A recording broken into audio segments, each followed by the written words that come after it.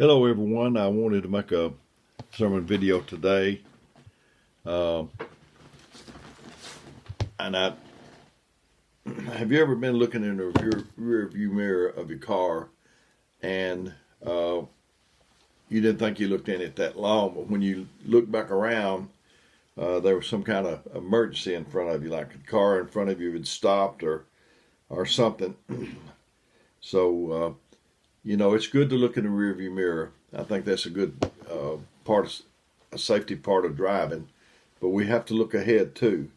I want to read Mark 5:1-5 in the King James Version of the Bible. I've made a video on parts of this before, but it says, "And they came over to the other side of the sea into the country of the Gadarenes. When he was come out of the ship, immediately they met him out of the tombs, a man with an unclean spirit." Met him, that's Jesus. In chapter 4, they get in a storm. And the reason the storm came was to hinder Jesus from getting there. A lot of times when you start to do something for God, there'll be something to come out of nowhere nearly, as though some strange thing happened to you. I've said before, you can start the church. We had 2 kids. They were good. But when you start the church, these good kids start acting like crazy kids sometimes. And that's just Satan trying to get your mind flustered before you ever get to church.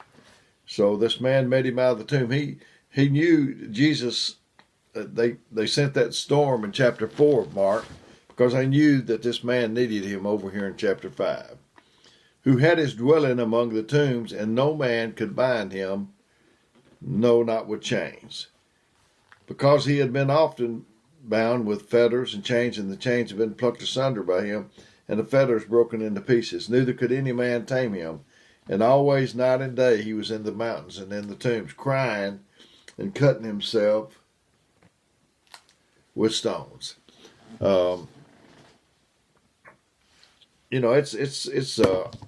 It's sad to see so many people that live in their life in the past, and they can't turn loose to begin living in the future for the people that need them over here.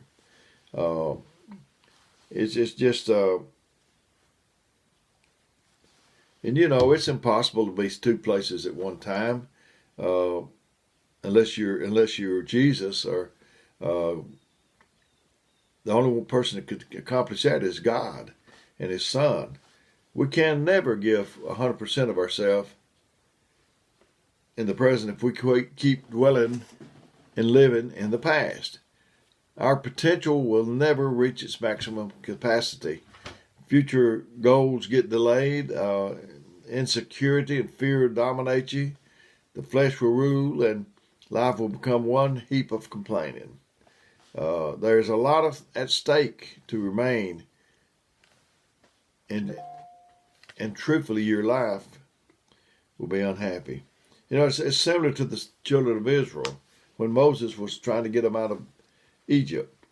They found themselves in extreme bondage, and they cried out to God to deliver them, and He sent them a deliverer. They experienced firsthand the goodness, kindness, protection, and provision of God. He divided the Red Sea. He destroyed their enemies. He made bitter water sweet. He rained manna from heaven and fed them. Their shoes never wore out. Think about that, 40 years. And their clothes were kept. He covered them.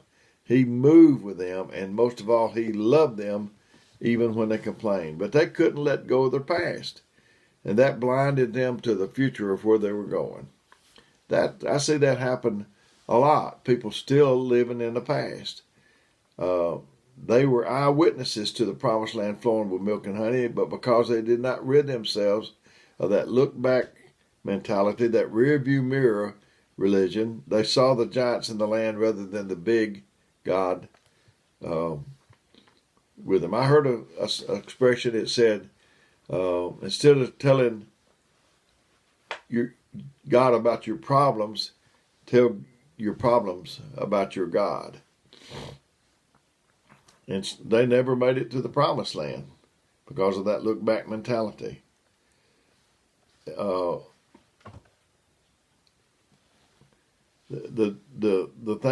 lessons in this is greater than silver and gold. It may have been too late for the children of God in the wilderness, but it's not too late for you. It's not too late for me.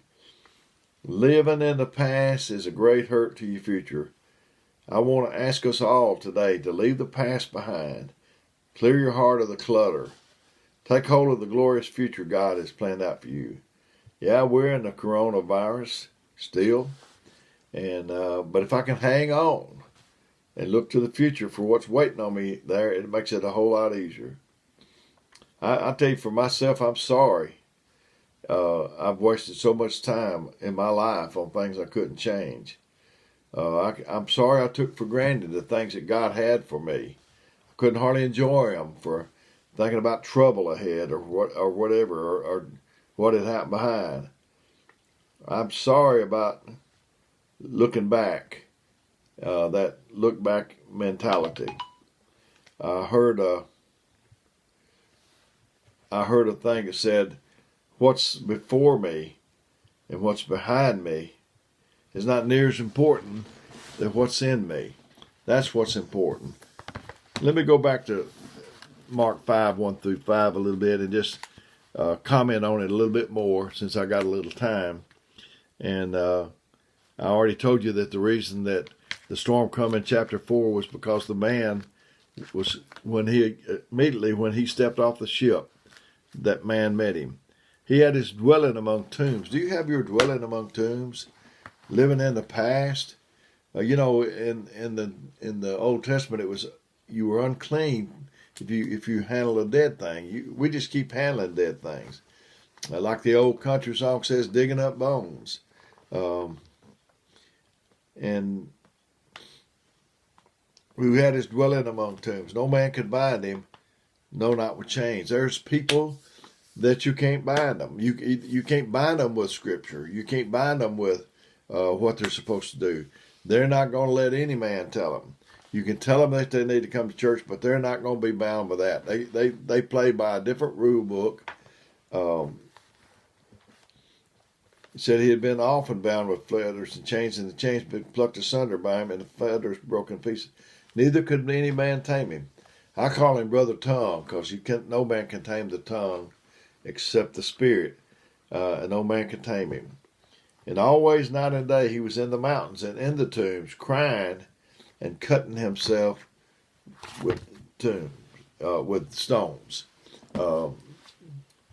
There are people that oppose themselves. They cut their own self.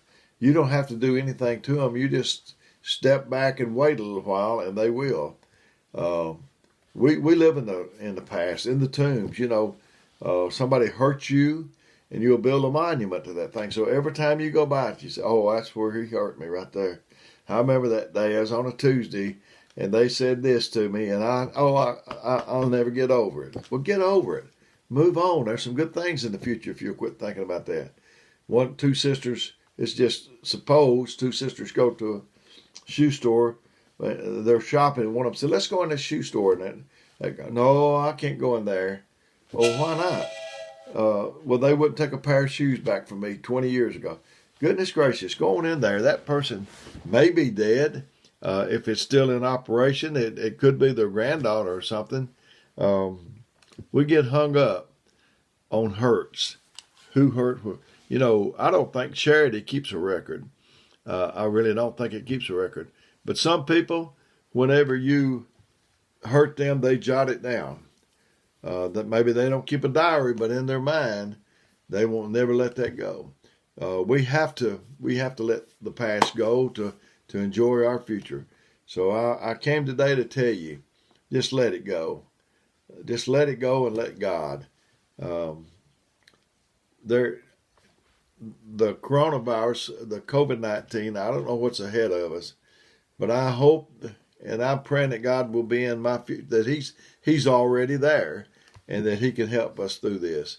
But the only time Brother David Jones said, and I quote him a lot, he said, the only time you see obstacles is when you take your eye off the goal. If we keep our eyes on the goal and keep looking ahead, we will be okay, and we will do good. I'm just trying to help somebody in this time. You say, well, we don't need these video sermons, Brother Dale. We doing good. We're just making it real good without your video sermon. Well, maybe so, probably so. But there are some people that probably they're weaker than others, and they need a little extra boost to get up over there where they need to be.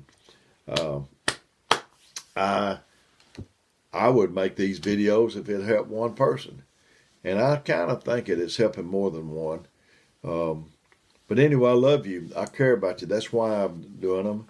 Is trying to, if we get over there and I make it, and that's my highest goal. And somebody walks up, I don't know how it'd be if you could even do that, but if they do, and they say, Brother Dale, you helped me, and nobody else comes up and says that, well, I'll be truly thankful. So I love you and care about you. If you need me, call me. My phone number is 256-508-4410. If I can't get back to you right away, I will just as soon as I can. And leave me a message and let me know what you need. So until next time, when we do this, may God bless you.